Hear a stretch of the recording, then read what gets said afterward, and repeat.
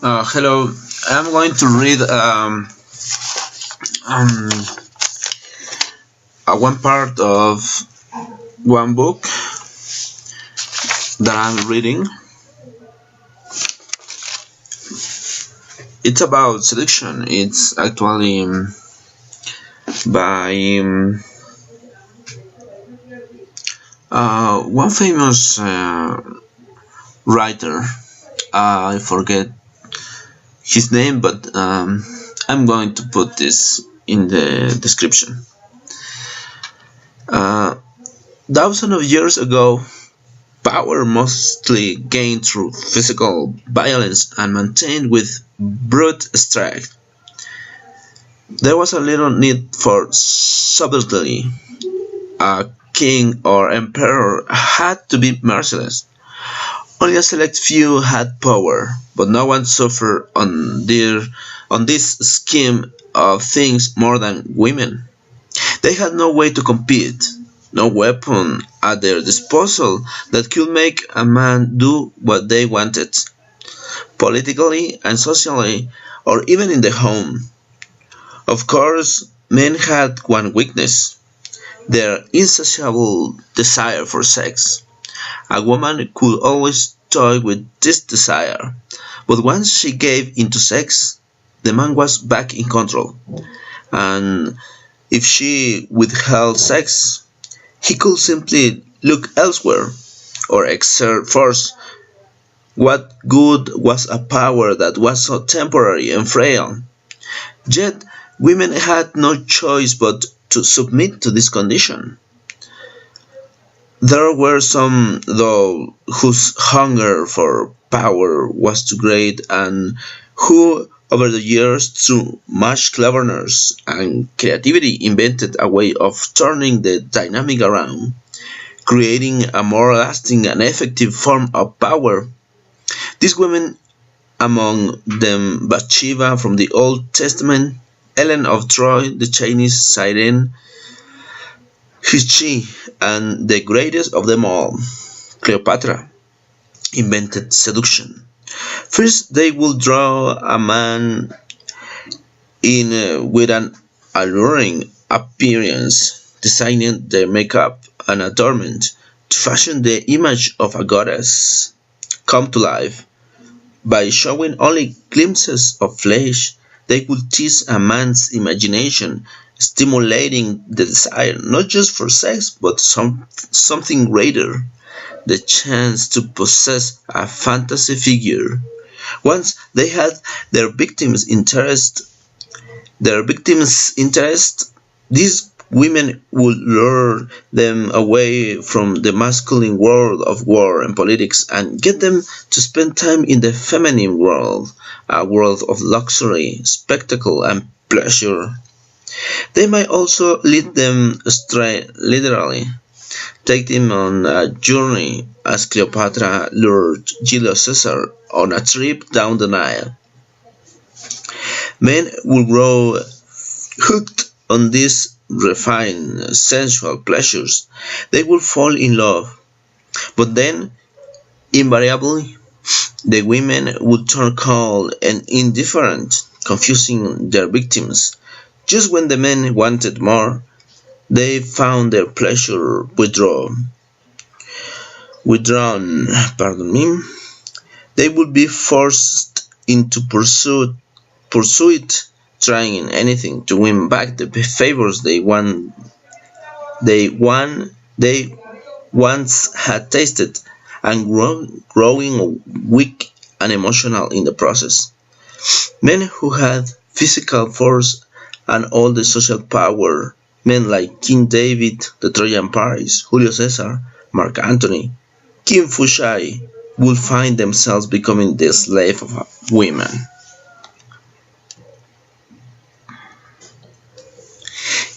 In the face of violence and brutality, these women had seduction, a sophisticated art, the ultimate form of power and persuasion. They learned to work on the mind's first, stimulating fantasies, keeping a man wanting more, creating patterns of hope and despair, the essence of seduction. The power was not physical but psychological, not forceful but indirect and cunning. These first great seductresses were like military generals planning the destruction of an enemy, and indeed, early accounts of seduction often compare into the battle the feminine version of warfare. For Cleopatra, it was means of consolidating an empire. In seduction, the woman was no longer a passive sex object. She had become an active agent, a figure of power. The woman was no longer a passive object. She had become an active agent, a figure of power. With a few exceptions, the Latin poet Ovid, the medieval troubadours, men did not much concern themselves with such frivolous art as seduction. Then in the 17th century came a great change. Men grew interested in seduction as a way to overcome a young woman's resistance to sex. History's first great male seducers, the Duke de Lauzun, the different Spaniards who inspired the Don Juan legend, began to adopt the methods traditionally employed by women. They learned to dazzle with their appearance, often androgynous in nature, to stimulate the imagination, to play the coquette.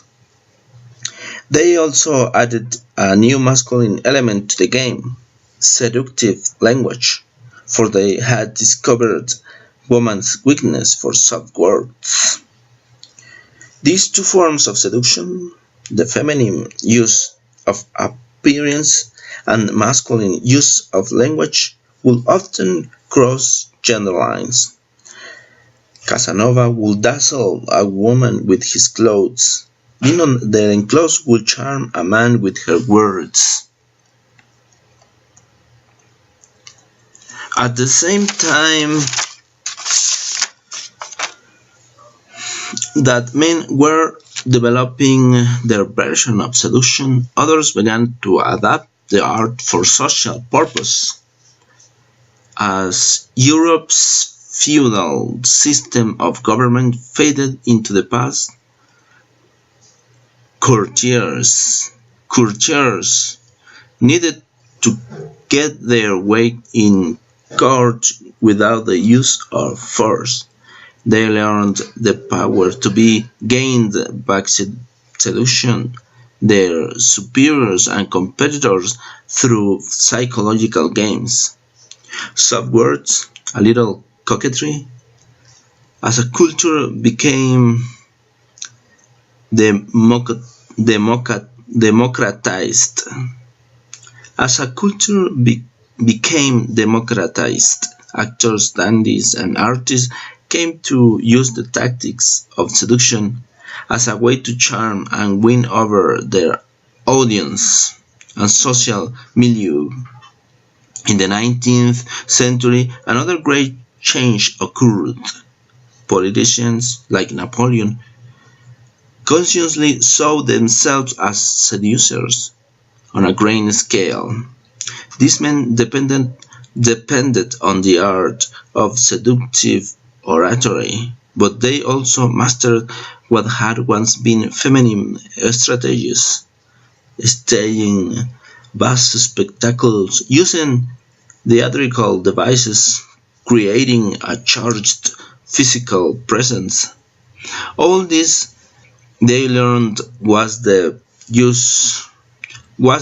essence of charisma, and today remains so today. By seducing the masses, they could accumulate immense power without the use of force. Today we have reached the ultimate point in the evolution of seduction. Now, more than ever, force or brutality of any kind is discouraged. All areas of social life require the ability to persuade people in a way that does not offend or impose itself. Forms of seduction can be found everywhere, blending male and female strategies. Adverse, advertisement, advertisements. Again, advertisements insinuate the self dominates. If we are to change if we are to change people's opinions, an affecting opinion is basic to seduction. We must act in a subtle, subliminal ways. Today, no political campaign can work it out with. Today, political campaign can work without seduction, since their era of John F. Kennedy, political figures are required to have a degree of charisma, fascinating presence to keep their audience's attention, which is half the battle. The film world and media create a galaxy of seductive stars and images. We are saturated we are saturated in the seductive, but even if much has changed in degree and scope, the essence of seduction is constant. Never be forceful or direct. Instead, use pleasure as a bait, playing on people's emotion, stirring desire and confusion, inducing psychological surrender. In seduction, as it is practiced today, the methods of Cleopatra still hold.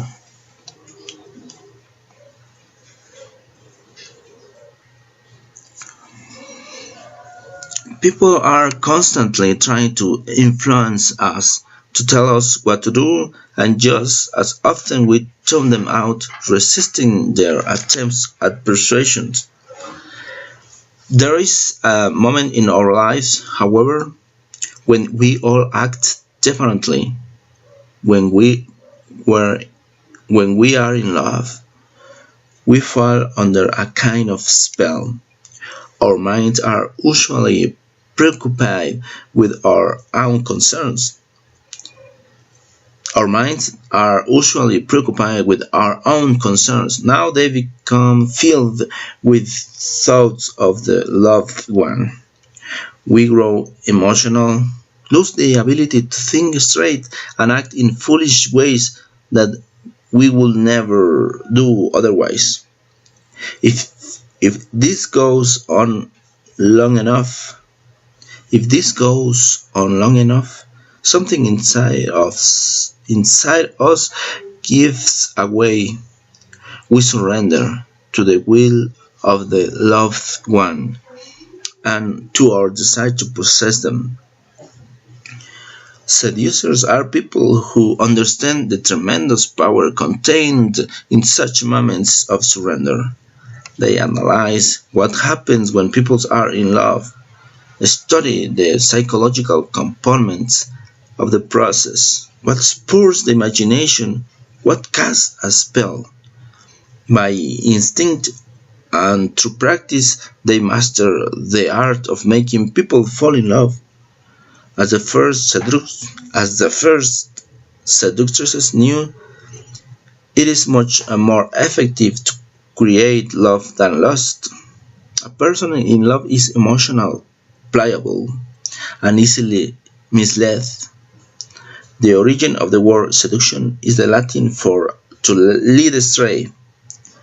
A person in lust is harder to control, and once satisfied may easily leave you. Seducers take their time, create enchantment and the bonds of love, so that when sex ensues, it only further enslaves the victim. Creating love and enchantment becomes the model for all seductions, sexual, social, political. A person in love will surrender. It is pointless to try to argue against such power, to imagine that you are not interested in it, or that it, it is evil and ugly. The harder you try to resist the lure of seduction as an idea, as a form of power, the more you will find yourself fascinated. The reason is simple. Most of us have known the power of having someone fall in love with us.